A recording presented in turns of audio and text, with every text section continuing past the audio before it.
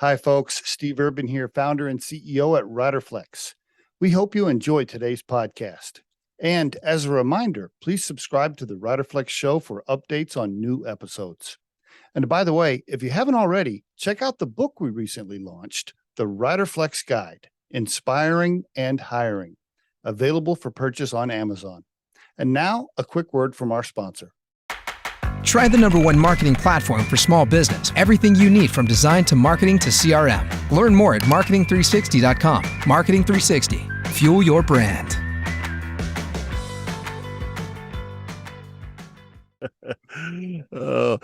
Hey, Tim, great to have you on the Riderflex show. Thank you very much, sir. Appreciate you doing this, 5 p.m. In Warsaw right now. Thank you for being on the show. My pleasure.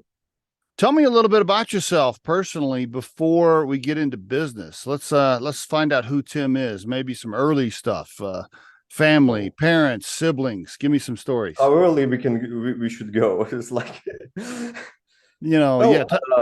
tell me about your folks. Yeah, sure.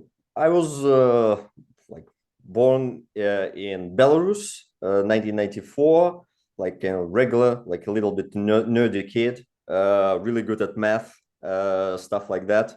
By the time I was 17, I moved to UK for 5 years. I spent there, graduated. Always been, like, as I said, good with math. So I studied electronic engineering back in the day. Then 2016, I came back to Belarus, like right during the Brexit time. Fun time in UK, really. Yeah. And like when it came question to kind of get a job and everything like that, like the opportunities in my country of origin wasn't there for being an engineer and building a stable career out of that, unfortunately. So I kind of like messed around, looked for a better place, a better career path. And by just a stroke of luck, to be honest, I ended up in marketing and sales. I worked for a company called Action. It's a marketing agency. Worked there for, I guess, 4 years. Okay. Yeah, from 2016 to 2020, right up until COVID times. Then I kind of like in 2020, I completely burned out on my previous place of work. It wasn't a fun time in Belarus in 2020. It was like the time, obviously, like the COVID, everything, like restructuring of business, doing all the stuff. Plus, in 2020 in Belarus, we had elections and protests, which I was part of. Obviously, very fun time, very stressful. And then, when after I burned out, like I decided to leave the company. I announced to all of my clients that I'm leaving, and one of the clients, Smart IT, they said, like, have you found a job yet? Like, you got an offer? I said, no, I'm just leaving. Like, I'll spend a couple of months just chilling. And they said, okay, in 2 months, give us a call. And that's how I got my next job, actually. Ah, that's how you got to work at Smart IT. Let me ask you, before we get into more work stuff. So you grew up in Belarus, went to college in the UK, came back to Belarus, but now live in Poland, right? If I heard you. Yeah. Okay. Are your folks still with us, and are they in Belarus? Where are your parents? Yeah, they're in Belarus right now. They're planning to move to, like, as a retirement plan to Cyprus. But yeah, I lived in Belarus. I lived in UK for 5 years. Okay.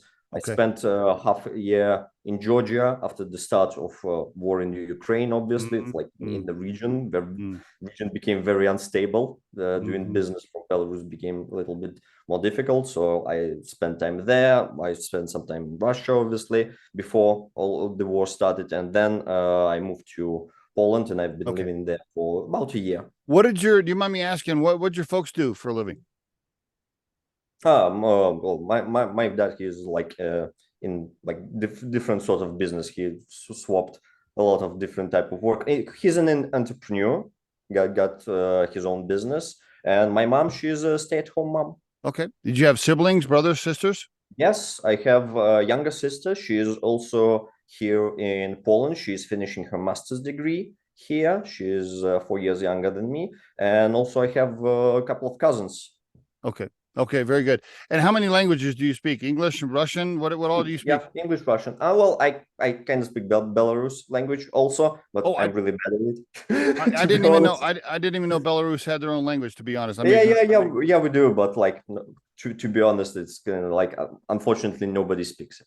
It's kind is of it like a mix of like Russian? What is it? How would it's you? a bit closer to Ukrainian. I would say. Okay. I have like, if you would go like into the region, for example, a person from Belarus would pretty much understand a person from Ukraine speaking Ukrainian pretty much most of it, like 80%. Russian person would have problems understanding Ukrainian. So Interesting. I yeah, didn't so know. it's a bit close to Ukrainian language rather than Okay, Russian. didn't know that. How do you? You mind me asking you this? We can cut it out of the podcast if you don't want to leave it in here, but I'm just curious. How are you feeling about the whole, being from the area, the Ukraine, Russia situation? How do you perceive all that and how do you feel about it being from the area? Oh yeah, it's a very tough political question, obviously. Like, Yes. so this is like, and like the history of the conflict, like it goes really, really, like we can go into like a geopolitical discussion. Obviously, like I was very disappointed, like when like it happened, I was a little bit shocked. Obviously, like most people, like you didn't expect it to happen, although like all signs were there. Obviously, like I've spent quite a bit of time in Ukraine, like visited Kiev many times. It's a fun place. So like, yeah, I was devastated, like personally, that it started. It was a very stressful time because not only like in the region, like right country right next to you, like in a war. So like there's an aspect of business, how you're gonna do business, because obviously Right. that's very Right. stressful. And Right. then there's a stressful part, since like Belarus, if we're gonna be honest, is kind of like a vassal state of Russia. We have like Belarus is allied with Russia. You start thinking, are you gonna be drafted in the war as well? Obviously, there's a fear of that because I have no plans to fight for Russians against Ukrainian people. Like that's like never was in a plan to fight for this country. So I decided like the best course of action would be to leave just to the place. That's why I moved to Georgia. I got my Schengen visa. I see. And then moved to Poland after that. So yeah, like personally, I'm very like I'm openly would say that I'm opposed to war and the conflict. And that's part of the reason you live in Poland. Do most people, and I'm sorry, this is a history lesson for me. Are most people in Belarus then they're with Russia and they're okay with the invasion of Ukraine? Oh, well, that's a very difficult question geopolitically. For all my life, I only knew one president. Like I'm 29. Since the dissolution of Soviet Union in Belarus, we only had one president, and that's it. So like he changed the constitution to be the president unlimited amount of times. Part of the reason why I was like part of the protests in 2020. Okay, good. All right. Okay, interesting. Because like I did think that the elections were fair by any means of imagination. Gotcha. And obviously I was very opposed to the regime, and he is a very aligned with Russian pro-Putin, you can say, leader, and like not a big fan. So I'm kind of like ideologically in Belarus. I'm very ideologically opposed to the current regime. Okay. Yeah. Interesting times. Yeah, I'm always fascinated to know what people think and how they're feeling that live over there, because we in the US, we're sheltered, so to speak. I feel like we only get certain pieces of information. And in terms of other people, a lot of people left. Like to be like honestly, right now I have more friends here in Poland and in Georgia than I have in Belarus. Interesting. Yeah. Because everyone left. Everyone decided to leave. Interesting. Thousands and thousands and thousands of people just left the country because some of them were afraid that they might be drafted. Well, obviously it didn't happen, but it was a real fear back then. Okay. Just opportunities because companies decided to move out of the region that is like in the middle of war. So the companies just said, like, if you would like to keep a job, leave the country, like relocate, and that's your only option. So people followed with their family because that's their livelihood.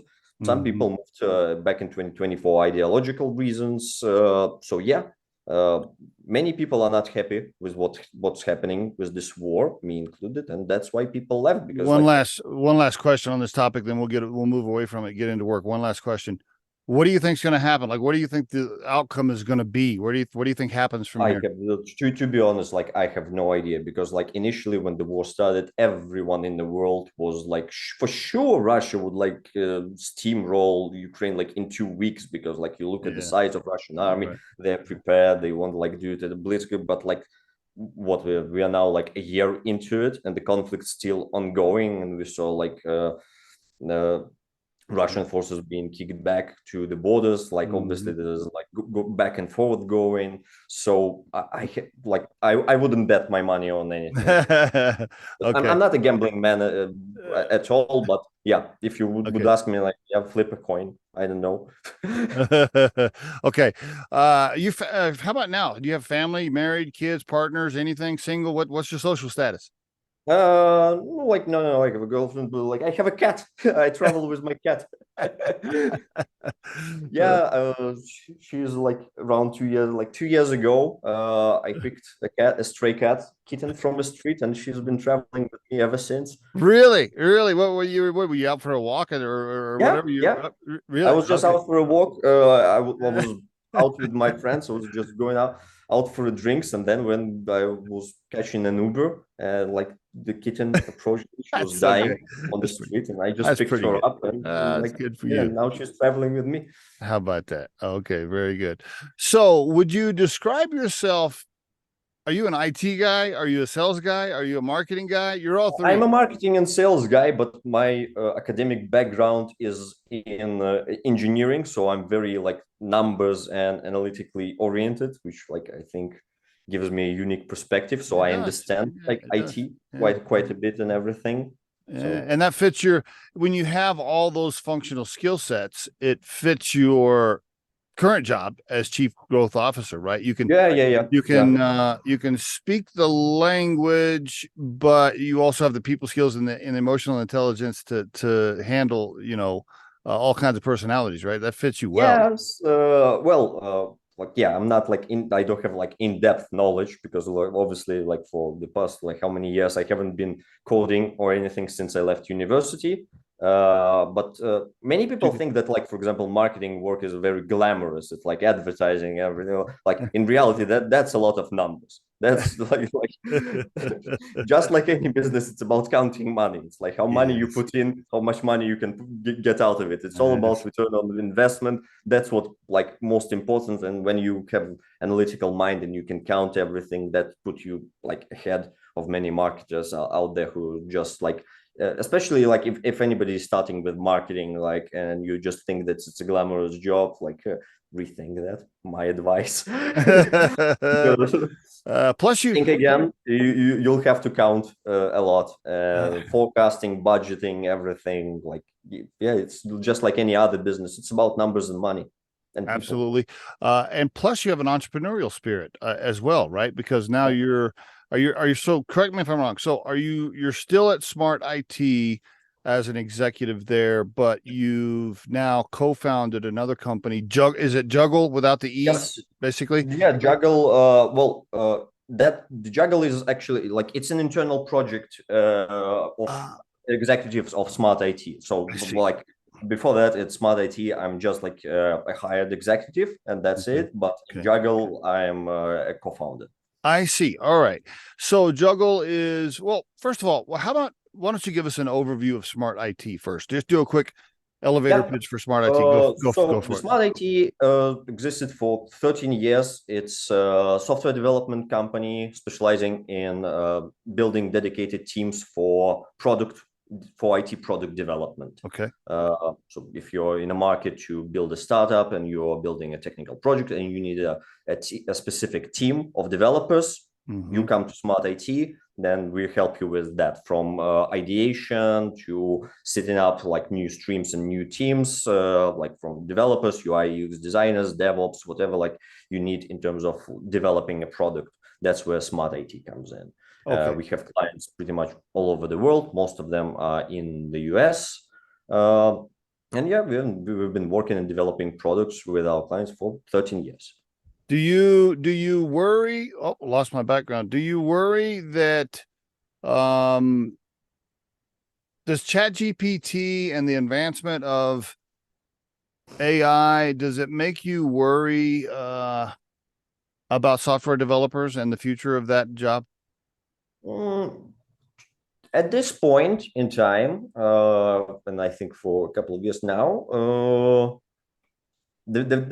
I think the biggest problem was whenever people talk about ChatGPT, AI, like doing automating manual labor, etc. There's always like a question, people saying, oh, it can do that task and it can do it better, faster, like maybe do many revisions of everything. The one thing that ChatGPT cannot do is take accountability. And that's the biggest problem in business. When something goes wrong, somebody needs to be accountable for it. You cannot take ChatGPT accountable for anything. Who's liable there? Yeah, like nobody, to be honest. Great point, Tim. Hadn't thought of that. Great point. Yeah. So with the AI, well, like that's the biggest problem. Is like there's no accountability, and you still need people who can be accountable for everything. Right now, ChatGPT, as far as I know, and I talked with many guys, they're using it as a tool to support them and speed up certain tasks. Right now, it cannot replace the development team. Not yet. It's not complete. Okay. All right. No, it's not at that point at all. And I think like the biggest roadblock would be lack of accountability in the long run. Like, because like when you run a business, there's a chain of command and accountability between everyone, and ChatGPT kind of bypasses the human accountability. And I have no idea how people are going to solve that issue. That's a great point. Now, I saw a clip from a guy the other day. I can't remember who it was. Probably shouldn't even bring it up since I can't remember who said it. But some business leader said he predicted that software developers would not exist in 5 years. Oh, really? Yeah. I mean, I don't know. I have no idea. But great point, though, that you brought up about, a human being still needs to sign off on the work and be accountable for it. Yeah. So like if he would say like there would be much lower demand in 5 years, and like okay, I can see that, but they wouldn't exist. Somebody still needs to write, by the way, the prompts for the ChatGPT. Yeah, that too. so like maybe it's just the transformation, because like you still need the person who understands the coding, who understands the software development, to even write the prompts. You cannot just type in ChatGPT. Like I guess you can, but imagine being like, I don't know, a Fortune 500 company, and like we need like some sort of like CRM, internal CRM, ERP system for us. Yeah. And they ask ChatGPT, imagine how liable they can be if something goes wrong. Like how many millions of dollars are at stake. Yeah, you think they're gonna put those money at stake? On a flip chance, the ChatGPT can do like no. There still needs to be human accountability. Like if you say like there would be less demand and certain like tasks would be automated for sure. In a couple of years we'll see that, but like I don't believe that.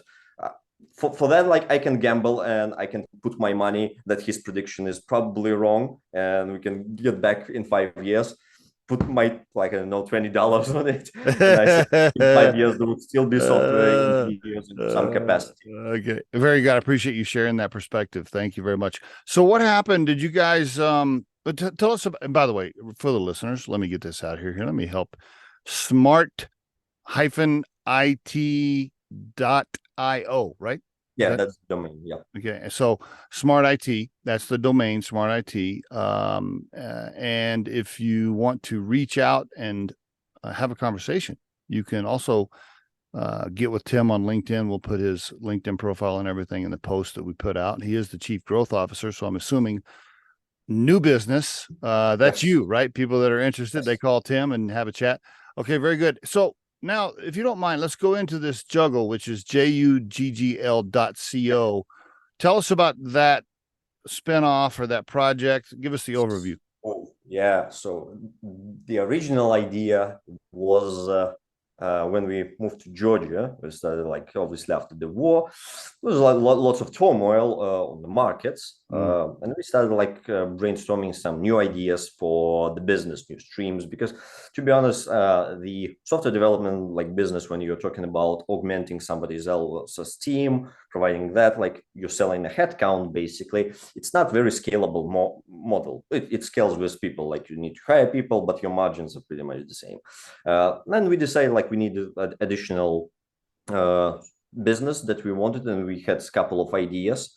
It obviously, like Juggl as it is now, it's not like the first iteration of the business as we envision it. So we started brainstorming of what we can do with obviously, because during the war, many like developers and professionals in IT sector were moving. They required like new job opportunity. So we started like brainstorming different things. Originally, we thought it was kind of like just an extension of our services. Now we are developing a fully fledged HR platform. Okay. All so right. yeah, originally we thought of just augmenting. Over the years, we, with a couple of our key clients, the biggest ones from the US, we kind of like achieved a really good partnership model where we don't just like supply the developers and that's it, but we also take care of HR, payroll, general HR management of the team. So it's not just like paying for the hours, you're paying for a bit more like staffing and management. And we kind of like, man, it was a good model, very successful with a couple of our clients, and we grew a couple of companies. One of our partners in the healthcare sector grew from like to 200 people now. Wow. Started okay.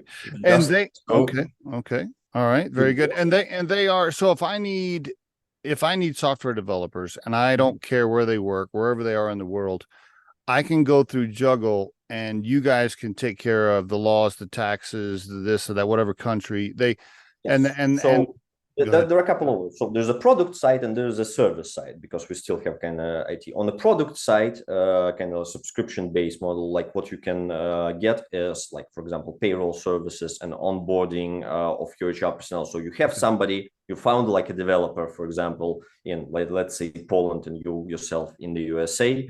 You like the guy, you've interviewed him, but like right now, how are you going to hire him? You don't have like representation in Poland, you don't know the tax laws, like contractor or no contractor, obviously. That's where the Juggl comes in. You onboard this guy through the system, we checked all his legal, and we provide you an option. Do you work with him as a contractor? Do you want us to be an employer of record for you? Yes, my answer would be yes, because that would be a lot easier. Yes, that would be a lot easier. Yeah, but then you gotta pay for it, obviously. Okay. And that's what you're paying for. You're paying per person per month for, depending on how you work with your developers. That's would be the answer. Okay. It can be simple contractor management, and obviously there's around that bare bones. Just EOR or payroll services are not sufficient enough for the companies. You usually require additional like HR tools. Like, for example, you want to review the candidate, you want to run your whole recruitment pipeline for the remote business. So we kind of decided to put everything in one place. So from the very moment that you decided that you need to hire somebody and you need to write a job description and post it somewhere, so you can do it all. You can do it all. We provide you the tools to do it. So I see. Description template building. There's an ATS, applicant tracking system, that you can utilize within Juggl. Okay. Through which you can process everything. Then you can onboard, offboard, manage payroll. So it's a SaaS business with tools. You don't necessarily just take care of it for me. We can. And then there is an additional service side. For additional money, you can pay us, and through this very system, we do the recruiting and staffing also for you. So there is an opt-in, additional opt-in, that if you don't like, first of all, that's a SaaS model that simply simplifies your work. It cuts down on your operational costs. It helps your HR perform better. It gives you all the tools necessary to run from the recruitment to HR assessment and onboarding and payroll. And plus, if you require, so if you don't have internal like expertise in-house, you can reach out to us and we'll take care of all the service side. I see. And Okay. Okay. All right. Very good. And is Juggl, is that a subsidiary or is it fully owned by what's the makeup of the company compared to Smart IT? How's it set up? Do you guys own it separately, you and the co-founders, or what's the deal? Yeah. We own it separately. It's separate. Okay. All right. But Yeah. all right. But you said it was a project of Smart IT, but really, Well, it was born from the executives of Smart IT. All right. All right. All right. Very good. Okay. The recruiting aspect, by the way, I don't know if you know, at Riderflex, we don't just have a podcast. Riderflex is a recruiting and staffing firm. I'm not sure if you even knew that. Do you have internal, this is not a sales pitch, by the way, I'm just curious. Do you have internal recruiters now that work at Juggl that do the recruiting and onboarding and candidate search, or do you farm that out to a third party?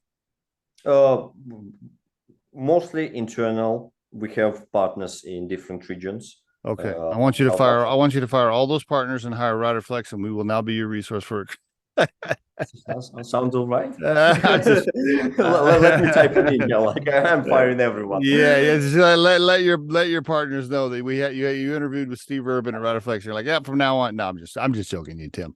Most of the business on the recruiting side we do internally. Okay. Sometimes when we are overloaded or we are going like into a region that we have no expertise or experiences. Right. Okay. Help to partners. Okay. That's it. But yeah, we have an internally like recruiting team. Okay. Yeah. I was just curious. At Juggl, is most of the business on the product side or the service side, or is it 50-50? Right now, it's more like, well, Juggl is not launched technically yet. Like the launch is in September. But your website's up, but it's not. Yeah, the website is out. Are you taking? That's because marketing is ahead of the curve. Of course, because Tim's in charge of it. Do you? So right now, if people ping you, what do you tell them? Like, okay, just. No, yeah, we are not reaching out to anybody. So right now we are just establishing strategic partnerships most of the time. Like I have a website to just demonstrate, like for example, I see. Recruiting partners for some people who might be interested because onboarding, like the big clients take months and months in advance, very long sales cycle. So you prepare it in advance, and like the website will be changed with more focus on the software side because right now it's mostly about services. That's up and running. The software side, the product SaaS is not running up until September. So. Why, Tim? Let me ask you, why do this Juggl thing? I mean, a chief growth officer at Smart IT probably keeps you pretty damn busy, right? What do you have a lot of free time to just start a separate company? Why? What? Well, it's interesting. First of all, okay. I really like when we discussed it originally. Like I really like the idea. It grew like the entire like software and product kind of grew out of internal needs of Smart IT. So, and like I wanted to fix some of the problems of the company in regards to like sales cycle and everything, how to automate everything, digitalize, make a product. Then the recruiters want to fix their part, HRs want to fix their part, and it kind of came all together into one. So, and I don't know, like, the job kept me busy, like, all right, but right now I focused very much on Juggl, and I think it's a good product, it's a good idea. There's a great team behind it. Obviously, I'm part of it. Did you have to? Did you put in money with your co-founders yourself, or you guys sweat equity, or how'd you do it? How'd you bootstrap it? What's that? No comment. No comment. No comment on it. No comment. For now. Very good. Smart IT then will obviously be Juggl's first client, so to speak. I guess, kind of technically. Kind of technically. Okay, very good. What are your thoughts on what do you think happens to recruiting over the next 5 years with the advancement of AI? Do you think robots will do all the interviewing and hiring? Or do you think there'll still be a human element? No. Again, like the problem of accountability remains the same. Like if you have mismatched a person in the team, like who you're gonna blame, like who's gonna be accountable for, responsible for that? Like robot? No, of course not. Like you still like you still need a person, like personal approval. I think like there is a use of AI and chatbots in the recruitment process. Yeah, yeah, sure. Yeah. I think like the initial like HR screening and just initial communication, like very basic questions that are sent out to potential candidates can be done through chatbots very easily nowadays.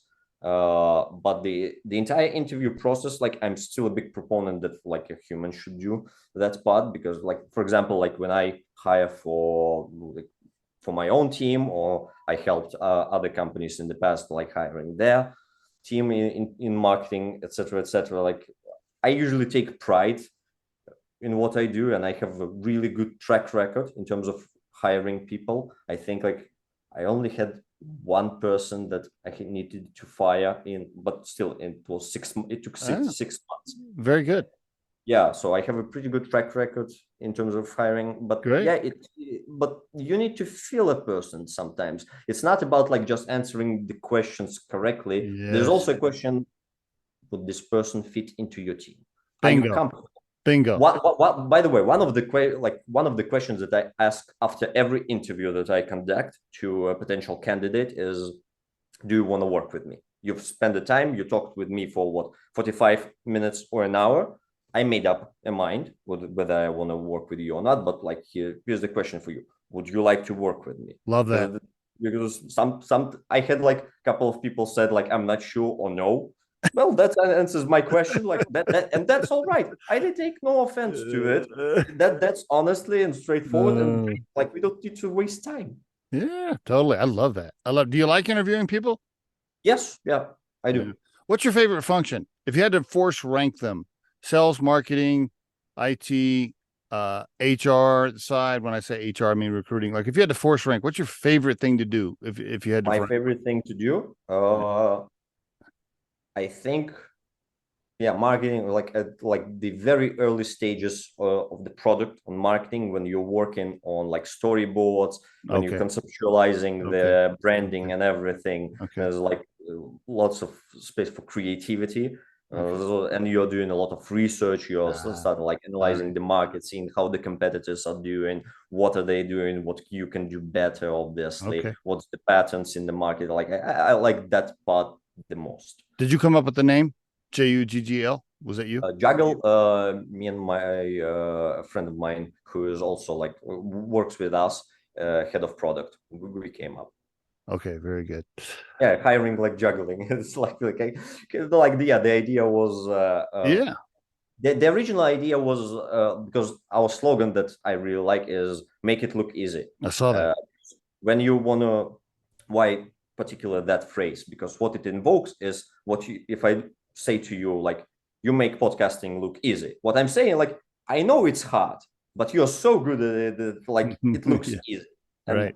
Because you never wonder, like, if from a sales perspective, when you're talking to your potential customer, you don't want to like imply that the job is easy and they don't know how to do it. And that's where you come from. That's a little bit condescending, obviously.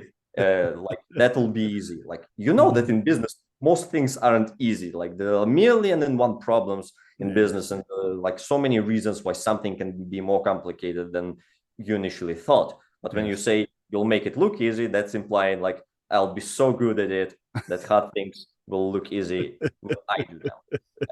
It's a very clever like psychological tricks. Yes. That you're doing, and juggling is what looks easy.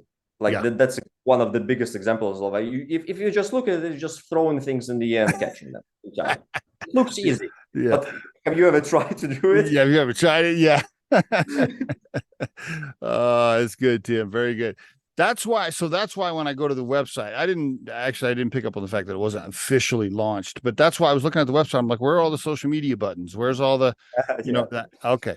I got you. Now I see what's going on. And well, hey, the Riderflex podcast is going to help you market it, man. We're going to help you get more business. Tim, anything else you want to mention? The Juggl, Juggl.co, and then smart IT, smart-it.io. Tim, anything else you want to call out? Anything else you want to mention for the listeners here real quick on the podcast before we wrap up? No, not really. I think this was really good conversation. I really enjoyed it. It was a fun little chat. Well, hey, one last question. Back to geopolitical.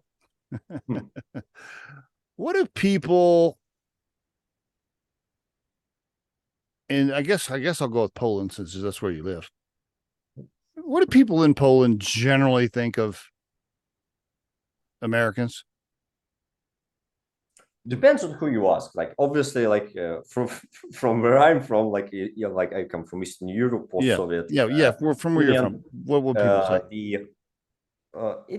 The younger people are obviously like they're all right. Obviously, they don't have like much of in terms of stereotypes. Okay.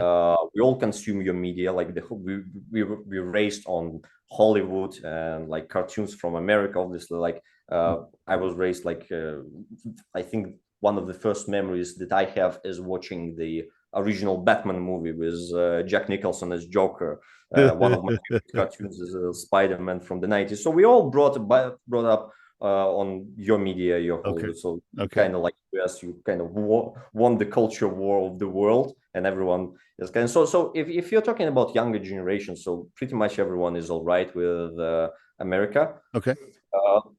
Some might have obviously opinions regarding certain things that you do. Obviously, like Iraq War might be the big one that everyone knows about. Okay. The older people, yeah. That's a different story. But you need to understand, like they usually tend to have negative stereotypes. But again, those the people that came from Soviet Union times. Right. Those are the people that remember Cold War. Yeah, no, I totally understand. You've been to the U.S., haven't you? No, I haven't been to the U.S. Oh, you have not? Oh, wow. Okay. I always wanted, but like, if you ever come to Colorado, we have to hook up for dinner and drinks for sure, man. Yeah, definitely. I really wanted, like, I really planned, like, but then. So I don't know, like in 2020 something happened, screwed up all of my plans in terms of like traveling, because I want to visit Singapore. One of my good friends from university years lives there. I want to like visit USA, obviously, but something happened. Can't remember what it was. Tim, thank you so much for being on the Riderflex podcast and sharing your story, man. I really appreciate it. Yeah, it's like pleasure is mine, and thanks for having me.